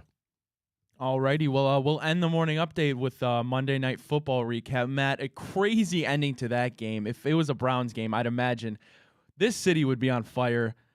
Absolutely unacceptable to have 12 men on that field at the end. Matt, you were one of the first ones to say the Bills are going to miss the playoffs. Are the Bills 100% certified fraudulent? I mean, frauds, yes. It doesn't mean that frauds can't make the playoffs. Here's the thing on the Buffalo Bills. They rested on their laurels. Okay. They went to an AFC championship game, right? I'm not missing that. That was an AFC championship game a couple years ago. And they just thought, oh, we'll get back there again. Did they really spend the time to invest or really help? Like, it's still just Stephon Diggs. They let their run game, Devin Singletary left. And I'm not saying he was a great running back, but James Cook, first play of the game, coughs it up, gives it over to Denver. Yeah, I think they have a lot of problems there with Buffalo. The thing on the 12 men, Sean Payton twice had the fire drill field goal attempt where the clock is ticking. You have to run out there and kick it. Now, Will Lutz made the first one in the end of the first half. So you think, oh, you do it again. But you got to give credit to Sean Payton because doing that messed up the Buffalo Bills. Another layer further. Everybody is coming out this morning and ripping Sean McDermott, because he is now calling the defensive plays. And I think I saw this from Warren Sharp. And Warren Sharp does all these analytics for football. And he said, Sean McDermott, these are his words, not mine, ran Leslie Frazier out of town, and he quit or left. Sean McDermott takes the defense back over, which, again, can sometimes be a sign, a little Hugh Jackson-y, if you will, of things are going bad, I need to take control back over. So he starts calling the defense. What did he do on that third down, Ryan? He ran an all-out blitz, which was a weird call. But then you have these guys rush onto the field to kick the field goal. You had guys up the field that you're screaming, get off the field or do whatever, and they couldn't do it. 12 guys on the field missed a kick, you gave it right back to them. Like, basically how it goes, that falls squarely on Sean McDermott. And I like Sean McDermott. I think he's a good head coach. One thing that I will always say about him is the handling of that Damar Hamlin situation. When he went over to Zach Taylor and he said, I need to go with him. This game can't be played. I need to go with him. Like, that resonates. That's somebody that I respect. Sean McDermott. I think he's a good person. He's a good coach. But that loss falls on him. Now, again, I could look at Josh Allen throwing the football all the live long day, rifling one into Gabe Davis off his hands, up for an interception. Buffalo's got a lot of problems, but I think their biggest issue was they felt like they reached the mountaintop. They felt like they reached it and we'll get back there again. And do you want a hot take for the Buffalo Bills? Firing Sean McDermott is what it is, like, whatever. They need to shake it up. They should get rid of Stephon Diggs. And Stephon Diggs is a great player and not a part of the problem there, but that is one of those teams that you just, and they can't do it now. A trade deadline's gone. It's not what I'm saying. But, like, you need something like that for that team. You need to somehow, because you're not getting rid of Josh Allen. Josh Allen's the franchise. Good or bad, he's what you got. But you just need something to, like, just shake this team and get them out of the funk that they're in. Hey, man, it's one less AFC contender for us, right? How many people were, all right, Chiefs, Bengals, Bills, Miami. Okay, 2 of those teams you could probably scratch off that list, Cincinnati and Buffalo, as teams that you thought were just going to steamroll the AFC. One less team we got to compete for. I'm all for it. How crazy is it, Matt, if I was to tell you 2 months ago that the Bills, what are we at? We're going into week 11. Week 11, correct. Would be 5-5 and have the same record as the Colts and the Raiders. There you go. And the Houston Texans are right on their ass, right? Technically better, right? Technically better. They're 5-4. Crazy, man. The NFL loves that crap, though, don't they? They love that. They love the drama. They love the dichotomy. They love being able to turn this type of stuff around. Somebody had to fall, and Buffalo Bills. I didn't bet on it. I should have, because I called in the preseason. I said they weren't going to make the playoffs. Man, I should have put money on it. I really should have. Let's head over to college football. Great stuff for the morning updates with Ryan. Saw this from Heather Dinich, and she writes, ESPN senior writer for college football. The college football chaos scenarios. So these are the scenarios that the College Football Playoff Committee does not want to see. She ran through about 5 of them. And she starts the article by saying, historically, by mid-November, at least one Power 5 conference has played itself out of the college football playoff. And at this point last season, it was only the Big Ten and the SEC. But this year, all 5 major conferences have a horse in the race. Big Ten, Ohio State, Michigan. SEC, Alabama, Georgia. ACC, Florida State. Pac-12, Washington, Oregon. The Big 12 is the one that I'm like, okay, is it really Texas? Like, do you really think? And yes, I would have to put them in there. So when she says all 5 of the major conferences are represented, Texas was 7 in the AP college poll. We'll see where they come out tonight. Of all the conferences, they're on the shakiest ground, in my opinion. So she said, with everything that we're staring at, Washington's still undefeated. 1 loss Oregon's hanging around. Ohio State, Michigan are undefeated. Georgia's still king. Florida State hasn't lost. What could be the worst college football playoff scenarios for the committee? Number 1, 2 SEC teams. Because then that would mean another conference would get left out. I kind of agree with her. I'm sick of seeing 2 SEC teams in there. And I'm not saying that they didn't deserve it in the past, because they did. Alabama doesn't deserve to make it. And I kind of hope that will remedy itself in the well, no, because they're not facing each other in the SEC championship, or are they? Georgia and Alabama? Yeah. Yeah, they will. Oh, they will. Okay, that's right. Yeah, that's right. And they have ranked opponents still yet to go. I hope that figures it out. I'd like just Georgia to make it out of the SEC. Number 2, that Alabama and Texas would both be left out. I don't know, why would that be chaos? She says, much is made about the importance of the Longhorns' season double-digit win against Alabama. But instead of wondering if both get in, consider a real possibility that neither one of them make it. It could also happen if Georgia wins the SEC, Florida State, Washington, and the Big Ten winner are all undefeated. Well, yeah, of course they're not going to make it, but I understand why that'd be a chaos. Number 3, a 2-loss contender. Heather, I respect you. There will be no 2-loss contenders to make this. If Alabama loses again, they're out. If Oregon loses again, they're out. The only ones that are ever going to make it in this, and again, next year will be completely different because mark my words, it'll be sooner rather than later that you will have a 3-loss team in the 12-team playoff. Maybe even next year. It's not crazy. I really think that's going to happen. But in this 4-team one, a 2-loss contender is not going to make it. A worst-case scenario for the College Football Playoff Committee that I agree with would be 2 Pac-12 teams making it. Same thing, you got to pick one. It's either going to be Washington or it's going to be Oregon.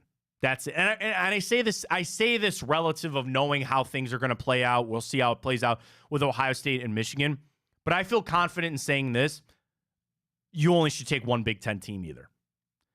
With how these two conferences are stacked up, this is not like the SEC of the past where you had just killers every single week. The Big Ten outside of Ohio State and Michigan sucks. They suck. Penn State sucks. Wisconsin sucks. They all suck, except for these 2 teams. If I go out to the Pac-12, they have a little bit more ground to stand on because I think Oregon is good. I think Washington is good. And I think Oregon State is good. I thought Utah was. I thought USC was, but they're truly not. So they're a little bit better. But my whole point is, the Pac-12 and the Big Ten, they are not good enough to have 2 teams make it. They're just not. And I know you want to look at teams individually, and you're talking about the Ohio State, or you're talking about Michigan, or you're talking about Oregon. You want to look at just those teams. Part of their story is the conference that they play in, and I'm sorry to say, I don't think any conference this year, Ryan, deserves 2. I'll say that right now. I don't think any conference deserves 2 to make it. So I agree with Heather Dinich that a 2 Pac-12 team playoff would be a nightmare. Number 5, Alabama would make it over a 1-loss Texas team. What is the Texas? I answer my own question. It's Texas. But this infatuation with making the Longhorns make it, they're not going to. And the final one, Ryan, would this be a doomsday scenario if you had 2 SEC teams and 2 Big Ten teams? No Washington, no Oregon, no Florida State. If it played out properly. So that's assuming Florida State. Let's say Florida State loses a game and Oregon somehow comes back and beats Washington. And they all have 1 loss. And you're going to take an Alabama team that probably beat Georgia. At that point, you would only have 1 undefeated team. And that would be whoever wins the Big Ten, most likely. Because you would probably have Georgia, or you would have Alabama beating Georgia. Because there's no way they're making it without beating Georgia. And then you would take Ohio State and Michigan. Let's say Ohio State beats Michigan, and then they still, for some reason, take Michigan. That's not happening. It'll never happen because then you're putting in a 1-loss non-conference over a 1-loss conference champion winner, whether that be Texas or whether that be Oregon. Tell me your favorite college football matchup. Give me the 4 teams you want to see make it right now. Don't have to give me an order. Just give me the 4. Want to see, or what do I think is going to happen? What do you want to see as a fan? If you're going to sit down and watch the semifinals and you want to watch the college football playoff championship, give me the 4 teams you want to see fight for it. I mean, just in terms of what I think would make the best games, then I would. No, just whoever you want to see. Well, that's what I mean. Then I would want to see. I would just want to see Georgia, Alabama, Ohio State, Michigan. Two of the greatest rivalries. I want Georgia, I want Ohio State, I want Florida State, and I want Washington. I take that back. I'd rather have Oregon than Washington. I would rather have Oregon. I'd rather have Oregon than Washington. That's it. And in that scenario, you have 4 different conferences, and I frankly think that's how it should play out. College Football Playoff Committee's got a tough game, though. They got a tough road to go with all this. And then, waiting to see what happens with, we have any Harbaugh news this morning? Should we hit the breaking news center? We got anything? Is he really going to keep fighting this? Like, is he? He did say Michigan's America's team. Oh my God, I forgot. I'm glad you brought that up. And I know they're getting ripped from everybody, and I ripped them yesterday, and Stephen A. Smith ripped him on his first take yesterday, rightly so. They are so delusional. They are so absolutely delusional. It's like George Costanza from Seinfeld. If you believe the lie, it's not a lie. They believe that they were wronged. They believe that like somehow somebody else did this. That somebody else did this to Michigan, when in reality, they did it to themselves. And I know college football can be gimmicky in that way, and you got to find your chip on the shoulder and all that kind of stuff. It just comes off so stupid and asinine. The other thing is, I apologize, with the Michigan interim coach this weekend. Do you remember who that was? Sharon? Yeah. Yeah. Sharon Moore. You know, he starts crying for Harbaugh and all that kind of stuff. I saw a tweet from somebody that covers college football, and they said, it's more to a point, but everybody else on this staff, those guys better stay at Michigan because no other school is going to hire them. Because with what happened, believing that they're all involved in this, and then if you want to double down on it, you will have that stink on you. So make no mistake, you want to ride or die with Michigan, go ahead. But I don't know many other schools that are going to come calling, at least for a couple of years. They got to let this die down. But for all the job openings that are going to come up, I'm assuming a lot of Michigan assistant coaches are not going to be in many AD's offices pitching for jobs on that. So they have, listen, that's how, there's two ways that Michigan could have approached this. You accept it, you admit it, and we can move on, or you do what they're doing, and we're going to fight this tooth and nail, and we'll go down with the ship. That's how you want to roll with it? That's fine. But, yeah, the America's team, and, yeah, do you want to know why you're America's team, Jim? Because everybody hates you. Seriously. Do you want to know a part of the reason why the Dallas Cowboys are America's team? Because the majority of people don't like you. There's a strong group that do. Dallas Cowboys fans are loyal, and I know Michigan is one of the biggest fan bases in the world. Ohio State's right there with them, but Michigan is massive. But I guess you want to know what? Maybe Jim Harbaugh's right. Maybe they are America's team because you have created a world where you have your group of people that are your defenders, and everybody else hates you.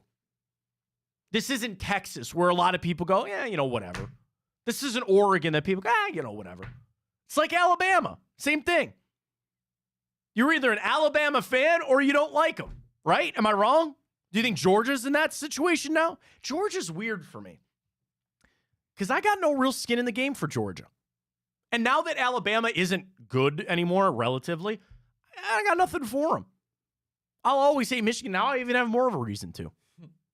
That is the fun thing I think about with where college football is at right now. I'm an Ohio State fan, yes, but I like all the teams. I would love to see a Georgia-Ohio State game. Okay, I take that back. I found another team that I don't like. Would you dare guess? Are they in contention for the playoff? No, not this year. Not this year because they failed those expectations or because they never had those expectations? No, they had expectations. Then I'm going to guess USC. No. Okay. Even USC, I'm kind of like, whatever. You know what I mean? Yeah. Oklahoma? I take that back. There's another team that I actually kind of actively root against. Oklahoma? No. Clemson? Yeah, I figured. Clemson. Dabo annoys the blank out of me. Yeah, I don't know why. He's annoying. And it's only gotten worse this year with him, even though they suck. But yes, Clemson would be another team that I don't have to worry about them making the college football playoff this year. All right, let's come back. We'll jump into Time Hop. We'll revisit our Browns questions this morning, which are up at Matt Fontana Show, and we will get to that. We have one more spot, Ryan?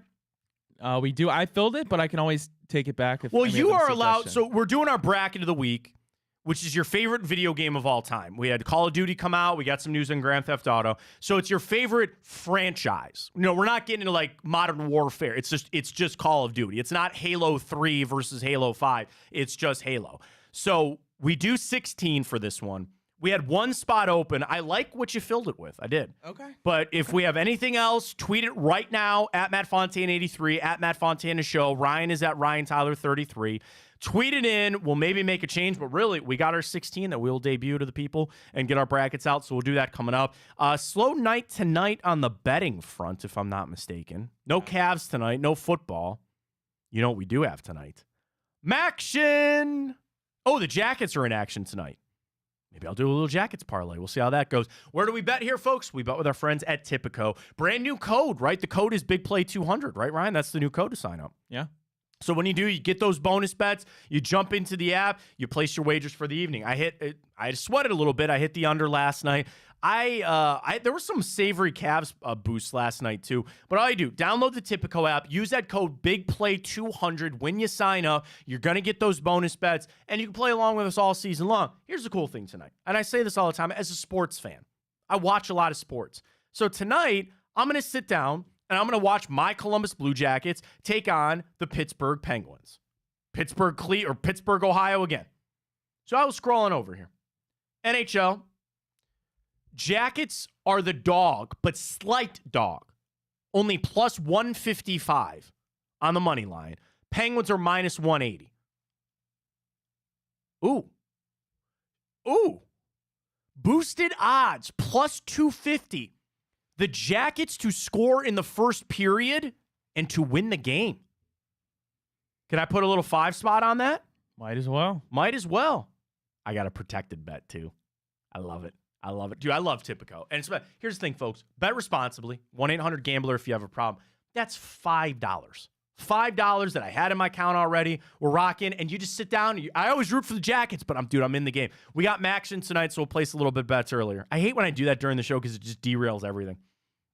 I'm just sitting here salivating on it. Matt, I wonder if we can see your phone now when you show it. Go a little bit closer in the shot. No. No, okay, that's fine. It's the lighting. It's too light, yeah. That's fine. That's all right. I'm in for the Jackets on our boost tonight. Plus 250.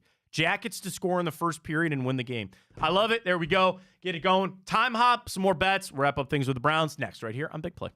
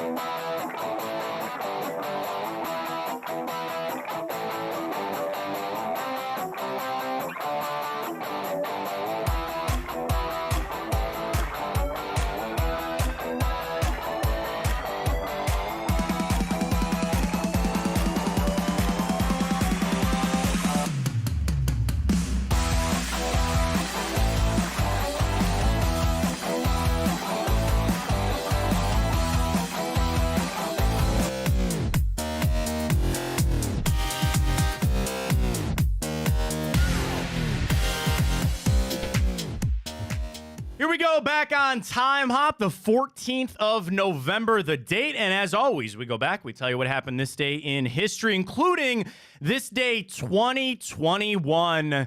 The Browns fall to the Patriots 45-7.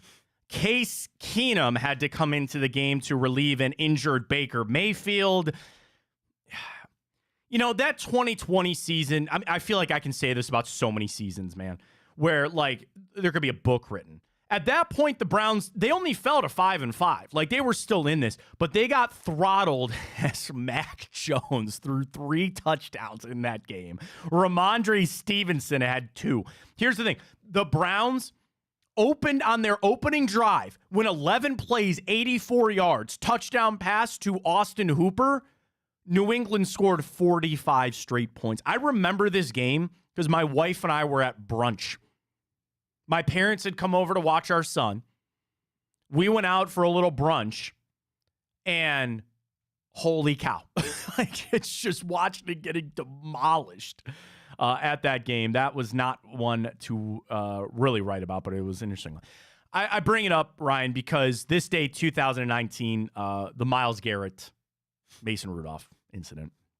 And we dubbed it on my prior show. My dad came up with the name, the Fracas at First Energy. That's what we went with. We moved past it, and I believe that Myles Garrett has moved past it. And I think it's not that you look at like the fan bases but like public opinion, I guess is what I'm saying. But I feel like that's something that Myles, it's no longer a thing with him, and it shouldn't be. And a person that I always shout out in relation to that is a guy and a coach that I have a lot of respect for because I think he's really good. You know it's not Freddie Kitchens. That's Mike Tomlin. Because Mike Tomlin was one that kind of took a little bit of a lead on this and over the years had said, it's not a big deal, we're moving past it, and kind of buried the hatchet a little bit there. We all know, okay? And Mason Rudolph will never say it. He tried to grab Myles' helmet off first. And Myles just happened to be strong enough that he got Mason Rudolph's helmet off. What was said or what was not, I don't know. But just on the video of what I saw, Mason Rudolph grabbed Myles Garrett's helmet first. It doesn't excuse what Myles did, and he took accountability for it. But frankly, I'm happy, Ryan, that we are now, can you believe 4 years removed from that? Yeah. 4 years to the day removed of it. And I'm happy to see that they've moved on. I give Mason Rudolph credit for helping to bury the hatchet. Certainly Myles and Mike Tomlin, we have moved on. Are you an MMA fan? A little bit, yeah, right? Yeah, absolutely. Not totally in tune as some of the MMA heads, but yeah. I watched a lot of the fights. I watched this past weekend. I'll say this: big enough fan to be super, super disappointed that we didn't get Should have been Saturday night. John Jones. I'll say that. That's how I'll phrase that. Should have been Saturday night, man. And Saturday night was great. Those were good fights. Damn, yeah, man. That sucks. This day, 2014, one of the most impressive knockouts, one of the biggest knockouts in UFC history, Holly Holm took out Ronda Rousey. And Ronda Rousey was undefeated. I actually covered one of her fights in Strikeforce, Ronda Rousey. And for those who don't know, she had a streak of, 9 straight fights that she armbarred somebody in the first round. Because you imagine going into a fight and knowing that this is the one thing that this person wants to do to me, and then she actually did it. I mean, she was destroying everybody, and Holly Holm knocked her out, and Ronda Rousey was never the same. Once you see that fear, steal line from Ricky Bobby, you got to make peace with that fear. She saw that, and she was never the same. This day, 2010, the Browns fall to the Jets in overtime, 23-20, and the Jets become the first team in NFL history to win back-to-back road overtime games. Okay, a little box score for you. An interesting one on this. You want to guess some of the players in this one? What, 2010? 2010. The Jets improved to 7-2. 7-2. The Browns fall to 3-6. Would you dare guess your quarterback matchup in this game? 2010 Browns Colts. Browns Jets. Okay. I'm sorry, Colts. I'm saying Colts Jets. I'll start with the Jets. Okay. Is that Mark Sanchez? It was Mark Sanchez. Okay. 2 touchdowns. He threw for 300 yards. Okay. Browns, 18 out of 31, 205 and a touchdown. Was it 2010, man? I don't know. Seneca Wallace. No, good. Of the era. I think of the era. Colt McCoy. Colt McCoy. McCoy. Okay. Browns leading rusher, 19 carries, 82 yards, and a touchdown. That wasn't Peyton Hillis. It was Peyton Hillis. Okay. It was Peyton Hillis. Okay. I would ask you leading receivers in this, and I would be super impressed if you got one of them. The leading receiver for the Jets or the leading receiver for the Cleveland Browns?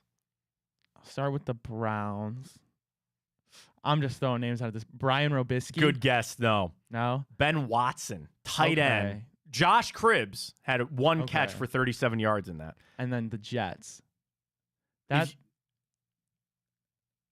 trying to think of like the year he was on the team. I don't know if it's too early or late. Brandon Marshall? No, good guess though.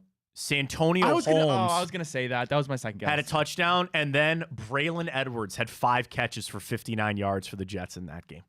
Antonio Cromartie recovered a fumble. Ataba Rubin, remember him? Oh, yeah. Browns leading tackler in that game. This day, 2010, as the Jets made a little bit of history. This day, 2007, Eric Wedge was named the AL Manager of the Year. Of course, should have gone to the World Series. That was a fun series, though, against Boston, man. And was it the Rockies for the NL? Everybody knew whoever won the AL was going to win the World Series that year. So, can I tell you a story, Ryan, about where I was 19 years ago today? Please sit on back. Let me tell you a story. So, my dad is a lifelong Clevelander and raised his 5 boys the right way to be Browns fans. My dad was a union plumber. He's still in the union. He's still working like part-time, but he was in the local 55. Shout out to them for almost 40 years. My dad worked on the stadium. He put the sprinklers in the stadium. So he took my brother and I, my next brother, Chris, he took us to a preseason game, like when the Browns had came back. But he always said, we got to go to your first games ever. So I was the oldest. So he said, Matt, you're first in line. You get to go. And he had a lot of buddies that had season tickets, and he always went. And he said, "We're gonna do your first game right. We're gonna go to a Browns-Steelers game." And I go, "Hell yeah, let's go!" And he said, "We're gonna go up in the dog pound." Now we were in the upper level of the dog pound, and I was 14, 15 years old at the time. So we're walking through. And I'll never forget, we parked, we walked through Muni Lot. We didn't tailgate or anything, but just, my dad doing it right, taking his son to his first game. I'm going to show you everything, the good and the bad. So we get to the stadium, and I'm all bright-eyed, and I got all my Browns gear on. This is great. And I see Steelers fans, and people are just, flipping them off and doing all this other kind of stuff. So we sit down in our seats, and somebody yells, "Fight." So my dad and I, we turn around to look in the stands, and they go, "No, it's on the field." This day, 2004, William Green and Joey Porter get into a fight before the game. It was my first ever regular season Browns game. Browns would fall 24-10. My vivid memory of that was all of it, to be honest with you. But the referee came out before the kickoff and actually threw his flag in the air and said personal foul number 31 on Cleveland, personal foul number 55 on Pittsburgh. Both players have been ejected from the game. And then on the walk out, so we lose 24-10, and we sit there and we watch the game. We're walking out, people are all pissed off. And we're walking, that concrete parking lot right behind the courthouse there? We were cutting through that to get back over to where we parked. And I'm walking, and my dad, I'm not like 8 years old or anything. My dad, we're walking, he's keeping an eye on me and everything, and there's this guy in front of us in a Pittsburgh Steelers polo, which I thought was a weird thing to wear to the game. And he's saying this and saying this. Ryan, I felt a brush on my shoulder. It was a guy coming past me. He cold clocks this guy from behind. And a huge fight breaks out, and my dad just grabs me and we walk around it. And he goes, "Don't tell your mom."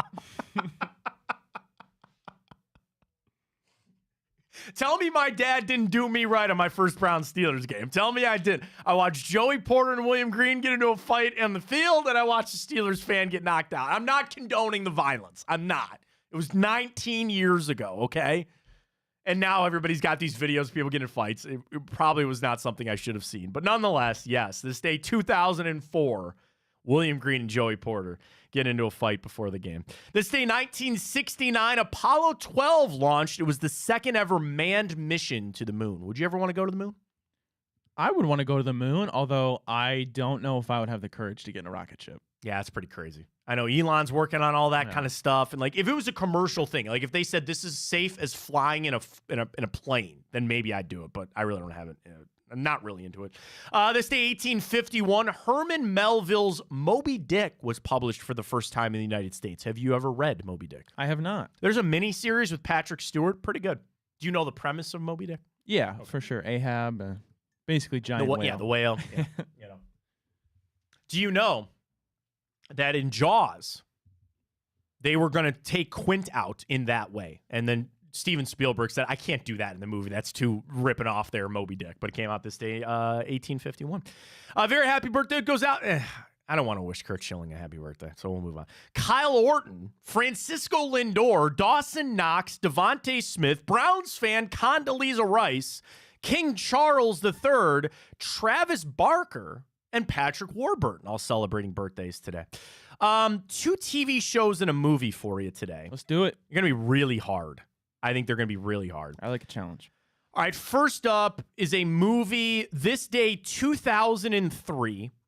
This is a holiday film. This is a movie that everybody wants to watch around the holidays. It's got an ensemble cast, and it's a very, I feel like it's a very, like, episodic movie. Let me put it this way. There are 1, 2, 3, 4, 5, 6, 7, 8 different storylines, all in this one movie. You said it's a holiday movie, not movie. necessarily a Christmas movie, right? It's not a. I mean, I guess it could be Christmas. It's set around the holidays, so that's why I say it's the holidays. Is it like a romance movie? Yes. Oh, I have. Do you know the name? It's on the tip of your tongue, right? Yeah. Give me something from it. I'll give you the. I'll give you the thumbs up on it. Is Ben Affleck in it? No. Oh, then maybe I'm thinking of a different one. I don't know if I'm gonna be able to pull the name. He stands there with the cards. Oh. To the girl he's in love with, and her fiance's in the house, and this guy professes his love to her with the cards. What is the name? What is the name? You tell me.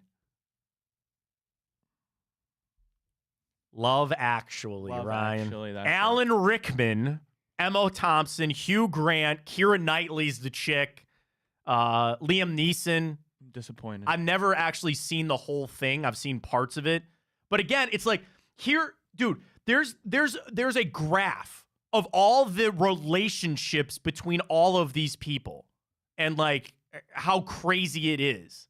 I just thought it was super weird because remember, the only thing I really know is that it's the guy's best friend. Imagine if you went to your best friend, went to their spouse and stood out front of their house with cards saying that I'm in love with you.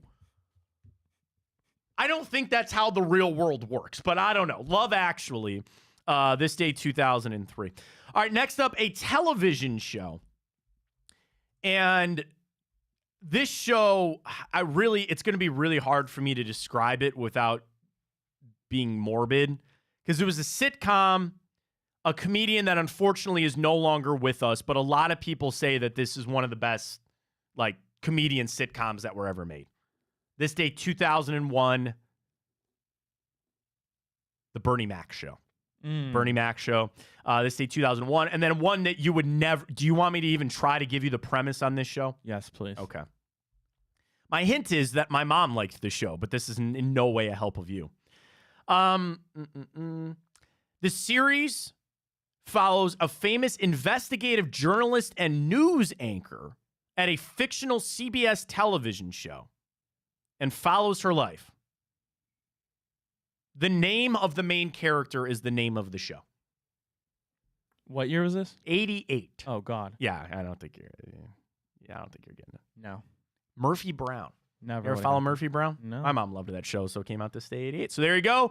Love Actually, Bernie Mac, and Murphy Brown, all this day in history. Let's update our 2 for Tuesday before we get started on our wagers tonight on Tipico. We're asking everybody, first up, did Deshaun Watson do enough on Sunday for you to rubber stamp this that he is the Browns franchise guy? Moving forward, we are at 70-30. People say yes, so a little positivity there for the Cleveland Browns. I love it.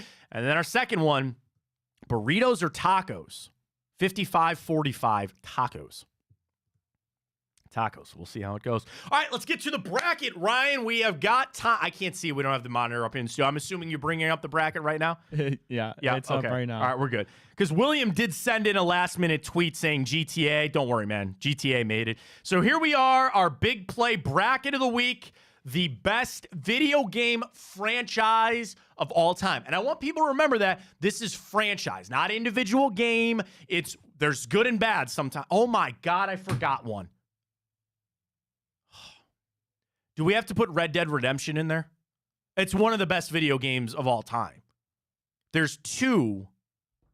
Damn it. Wait, hold on, though. I'm looking at all these games, and we could say there's more than 2, so it's like we could leave it off. We could leave it off saying that it's not truly a franchise. We could leave it off as a technicality. Or we can put it in. I mean, technically, it was not nominated. So here's how it works. Ryan gets an automatic 1 in, and I get an automatic 1 in. Then we go to the fans for everything else. Now, the good news is one of my automatics, Cody, our artist here, Batman Arkham Games, oh my that's God. it. That's in. So that made it in. So here's where we're at. Grand Theft Auto, Assassin's Creed, SOCOM, and Madden. I can make the case to take Madden out. Yeah. Group 2, Call of Duty, Zelda, which got a lot of love. Spider-Man, which is real big right now with the second game out. Yeah. And Mario Kart. Group 3, Gears of War, Mass Effect, Batman Arkham, and Super Smash Brothers. And then Group 4, Halo, Uncharted, Metal Gear, and then Ratchet and Clank. I'll leave it up to you if you want to take Madden out. But you want to know what's going to happen there? If you put Red Dead Redemption in Group 1 against Grand Theft Auto, people are going to riot. They get so mad with how we order this.